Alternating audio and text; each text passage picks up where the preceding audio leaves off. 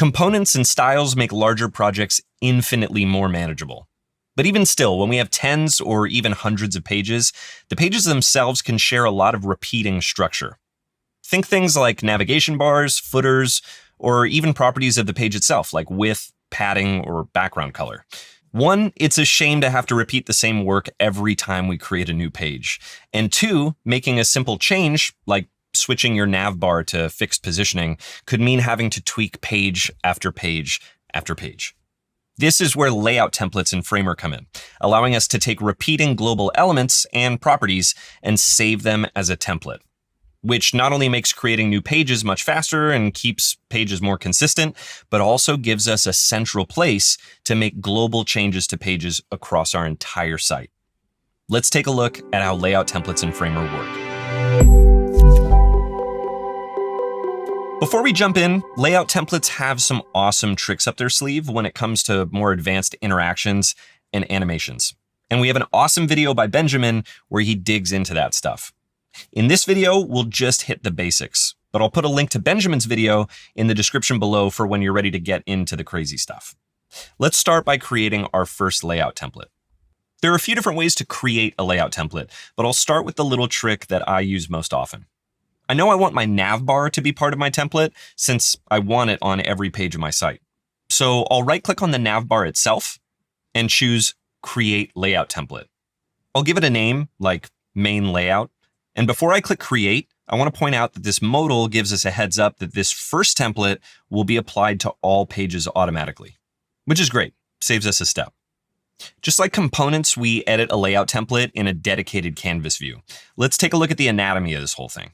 We have our breakpoint or breakpoints, which we'll get into in a later lesson. And with my desktop breakpoint selected, I can see on the properties panel, we have our width set to 1200 fixed, and we have a height that's set to 1000.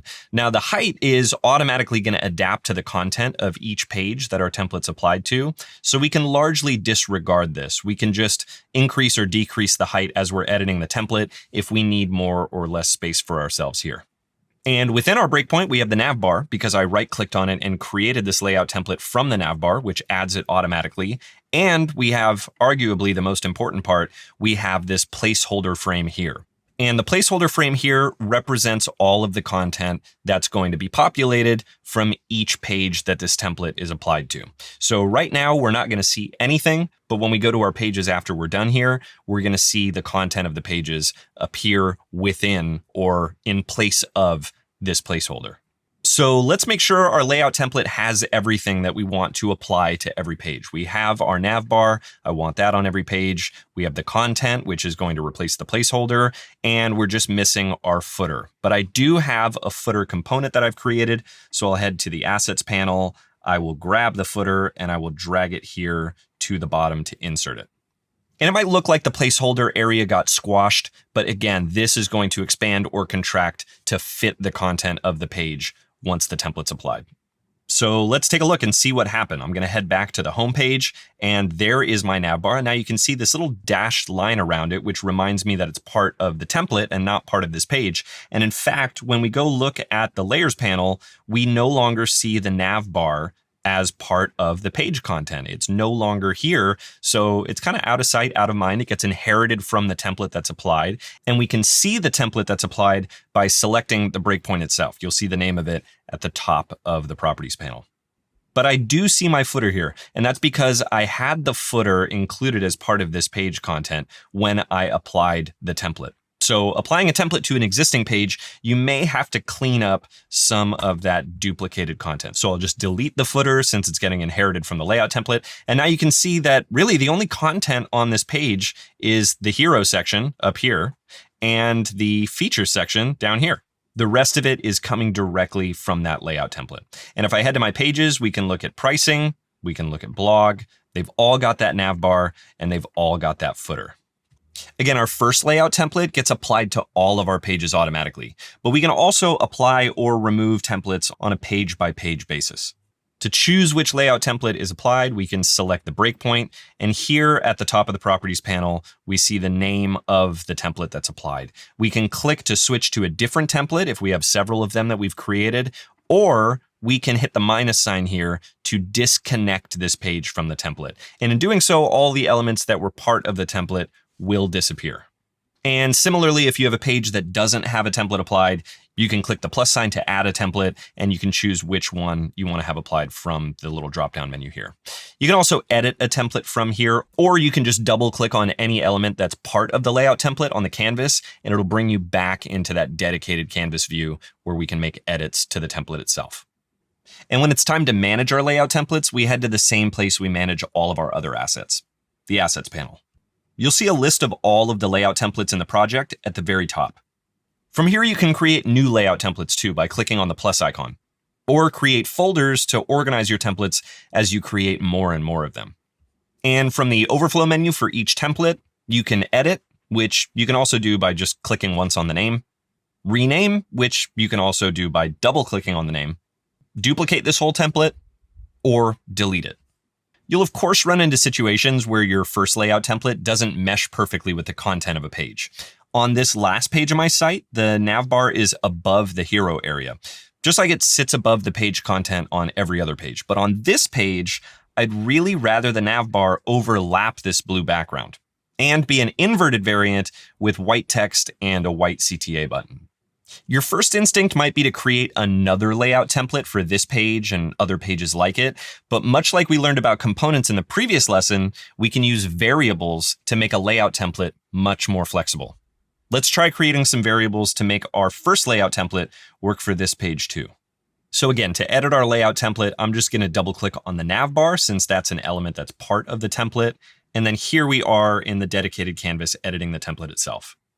Now, if we want the navbar to be able to overlap the content below it, we don't want it to be set to relative. Otherwise, it's going to push everything down. So I'm going to switch that from relative to absolute. And similarly, if you wanted the navbar to remain fixed in place, you could do fixed instead, but I'm just going to do absolute for now. And you can now see immediately that the placeholder slid up and the navbar now overlaps it. So we're part of the way there, but we don't want that to happen on every page. On most of our pages, we want the placeholder content to be pushed down by 80 pixels because that's how tall our navbar is, because we don't want it to accidentally overlap anything. It's just that one page that we want to be able to overlap. So I'm going to select the breakpoint itself. I'm going to break apart our padding into separate values here, and I'm going to add that 80 pixels of padding. So we're sort of back where we started. And then on the navbar itself, we've got a fixed pixel width here. I'm also going to change that to relative so that it automatically fills 100% of the browser. So now we're sort of right back where we started. But now we at least have this padding value that we could play with so that we could expand or collapse that extra space at the top. But currently this padding exists just within the template itself. So this value of 80 is going to be shared across every page that uses this template. But templates are a lot like components. And if you remember from the previous lesson, we can bubble this property up to be editable at the instance level by adding a variable. So I can click on the padding here. I can choose to create a variable. It's automatically going to name it padding. It's going to default to 80, which I want because most of my pages are going to need that padding. But now I'm going to have a value to edit on the pages that need this to be different, on the pages that need that gap at the top to be 0 so that the nav overlaps everything. And the other thing that we're going to need to do to avoid the button and text clashing on a dark background is to allow ourselves to switch between two different variants of this navbar at the page level. And you'll find that with this navbar selected, I do have an inverted variant. But if I apply that variant here, again, it's going to change it on every page that uses this template. So instead, I'll leave it on default because most pages are going to work best with this default appearance. But I'm going to add a variable to this variant. And variant's not a very descriptive name. I'll call it nav style. So now I have two variables for myself. I have padding that I can adjust on individual pages, and I have the nav style that I can adjust on individual pages. So let's head back to that page where we want the navbar to overlap. And here, see, those properties get bubbled up to the page level where I can now say, I would like the top padding to be 0, and I would like the nav style to be inverted. And there we go. Those properties are overridden on this page, but if we go and look at any of our other pages, they're still set to those default properties since I haven't overridden them here or here or here.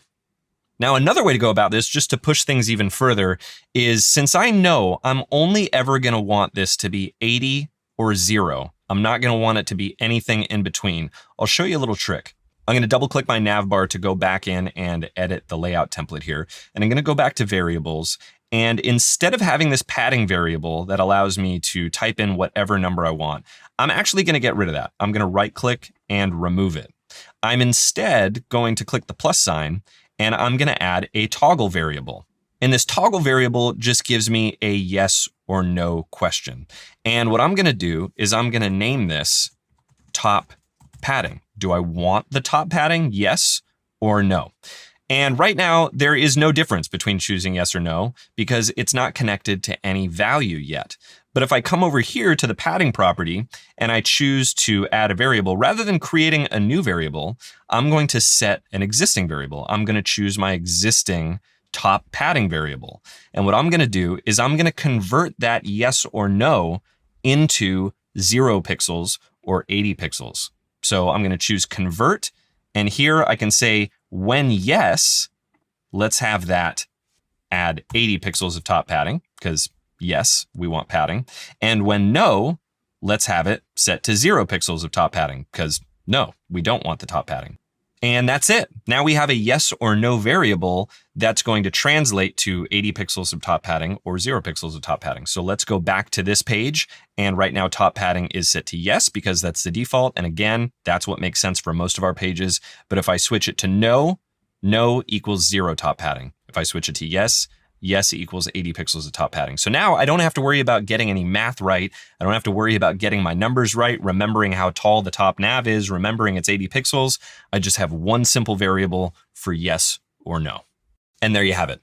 Now you know what layout templates are for and how they work under the hood, how to create them and apply them to pages, how to edit them and make global changes to potentially tens or even hundreds of pages in just a few clicks, and how you can use variables to make your templates super flexible. That's it for this one.